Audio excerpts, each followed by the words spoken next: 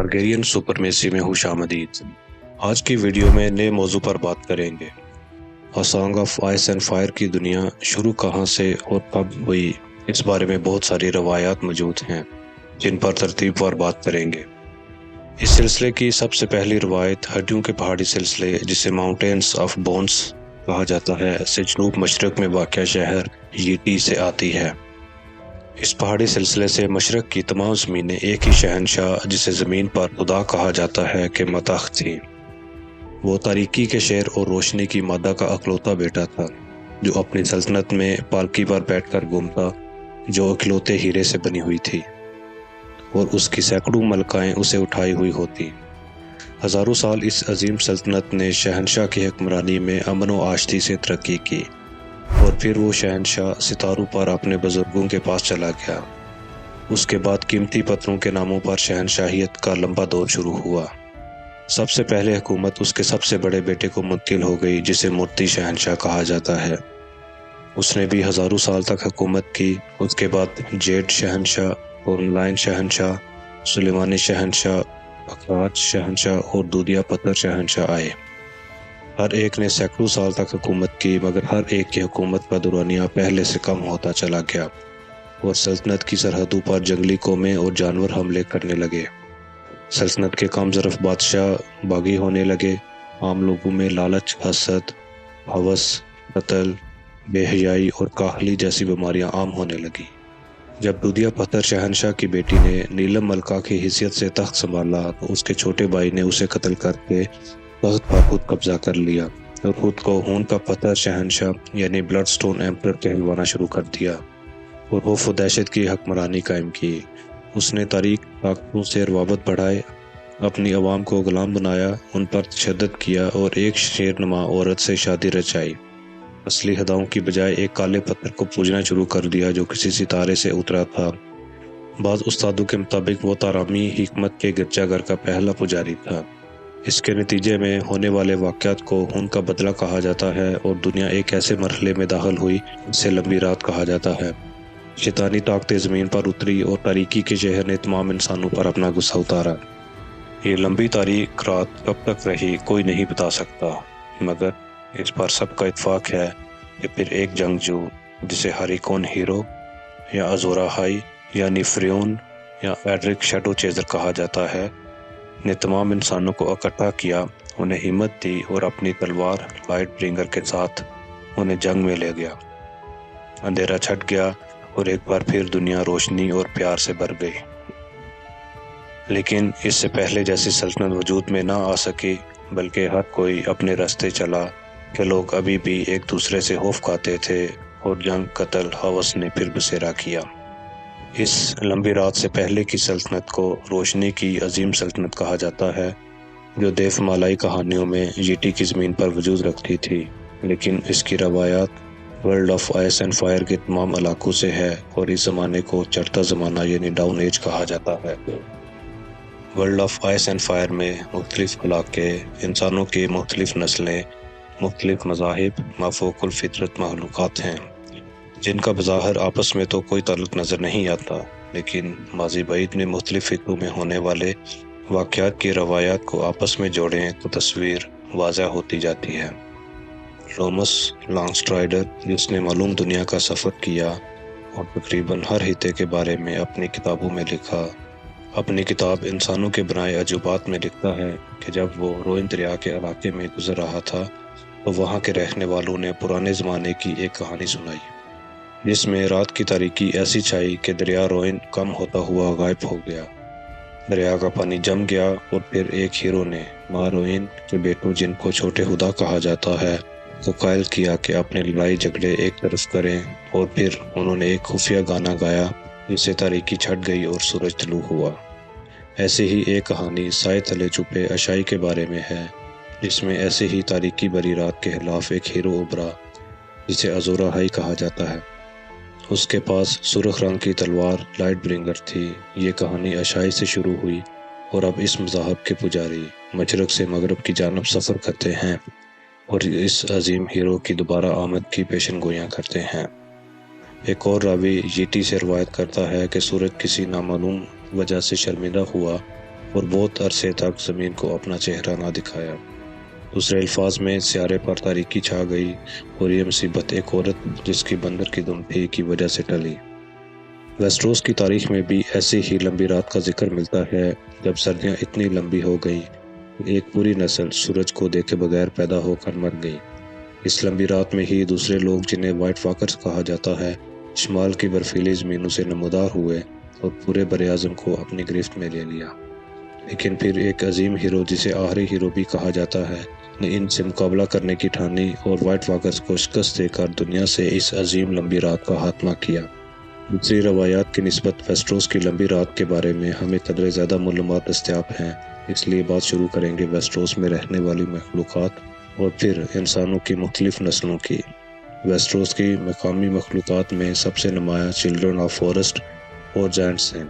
ان کی ابتدا کہاں سے ہوئی، کیسے ہوئی، اس کے بارے میں کوئی ریکارڈ موجود نہیں ہے، لیکن یہ دونوں مخلوقات ایک دوسرے سے بہت ہی زیادہ مختلف تھیں۔ چلڈرن آف فورسٹ چھوٹے قد اور بری رنگت کی خوبصورت مخلوق تھی۔ وہ دانت کے ہتھیار بنانا نہیں جانتے تھے اور ڈریگن گلاس سے بنے ہتھیار استعمال کرتے تھے۔ وہ کپڑے بنانا نہیں جانتے تھے، اس لیے اپنے جسم کو پتوں اور چھال سے ڈھانپتے تھے۔ نر اور مادائیں دونوں شکار کرتے۔ چلڈرن بے نام خداؤں کو پوجتے تھے جو جنگل، ندی، پتھر کے خدا تھے۔ ویسٹروس میں موجود خاص درخت ویئر ووڈ پر چہرے بناتے جس کی آنکھوں سے خدا انہیں عبادت کرتے دیکھ سکے۔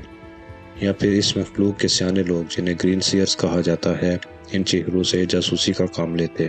جاسوسی والی روایت قدرے سچ بھی ہو سکتی ہے کیونکہ جب پہلے انسان ویسٹروس آئے اور چلڈرن سے بڑھنے لگے تو انسانوں کو یہی لگا کہ جیسے یہ درخت ان کی جاسوسی کر رہے ہیں اور انہوں نے درخت کاٹنے شروع کر دیے۔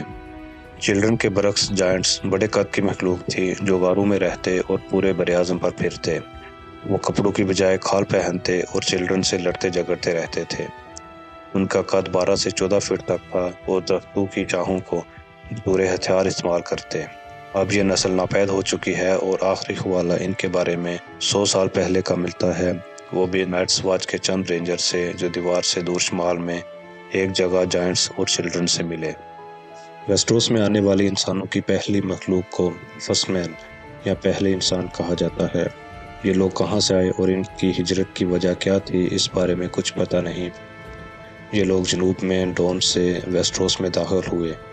اس زمانے میں ڈون کا ٹوٹا ہوا بازو پھوٹا ہوا نہیں تھا اور ایسوس سے ویسٹروس میں داخل ہونے کا زمینی راستہ تھا۔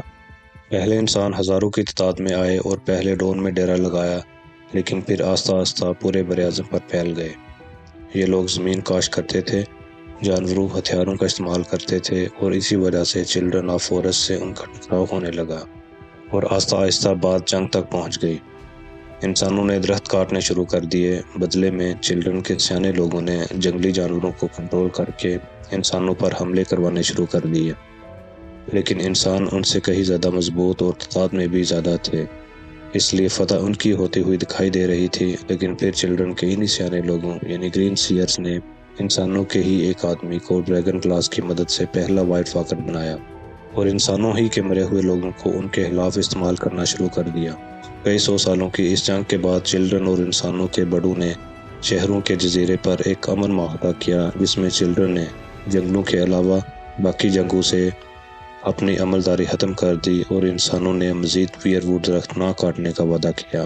جزیرے پر موجود درختوں پر چہرے بنائے گئے تاکہ خدا بھی اس معاہدے کے گواہ بن جائیں، اور ان درختوں کی حفاظت اور دیکھ بھال کے لیے ایک سبز انسانوں یعنی گرین مین کی ایک تنظیم بنائی گئی جو کہ روایات کے مطابق اب بھی بحال ہے۔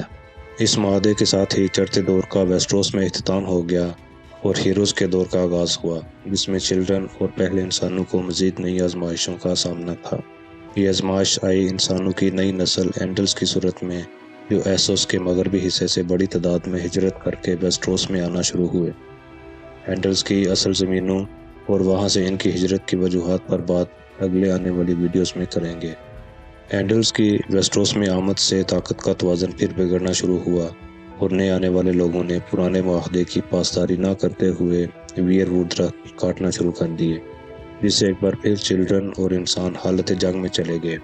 چلڈرن نے ایک بار پھر اپنا سب سے خطرناک ہتھیار استعمال کیا اور وائٹ واکرز انسانوں پر حملے کرنے لگے اور ویسٹروس کو تاریکی اور سردی نے جکڑ لیا۔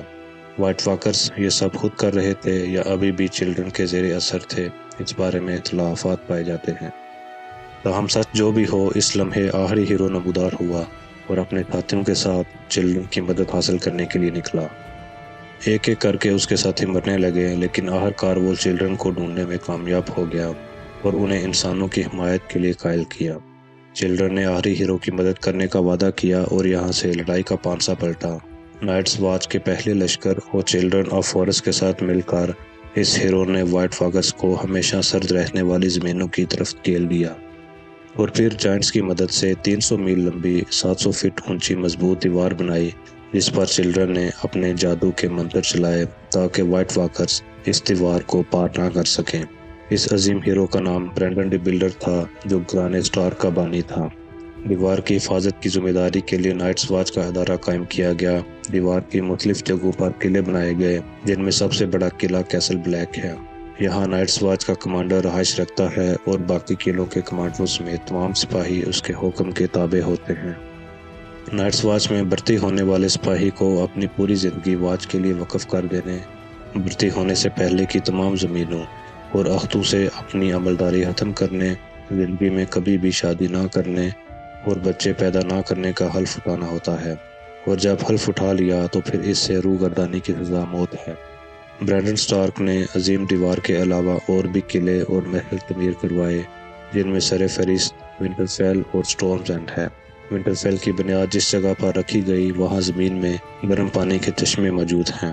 اس کی مماثلت دنیا میں موجود ایک اور جگہ پر بھی پائی جاتی ہے، اور اس جگہ پر رہنے والے لوگوں کا افسوس کی لمبی رات اور اس کے نتیجے میں پیدا ہونے والے سلطنتوں اور لوگوں سے بڑا گہرا تعلق ہے۔ اور وہیں سے شروع کریں گے آئس اینڈ فائر کی دنیا کے سلسلے کی اگلی ویڈیو۔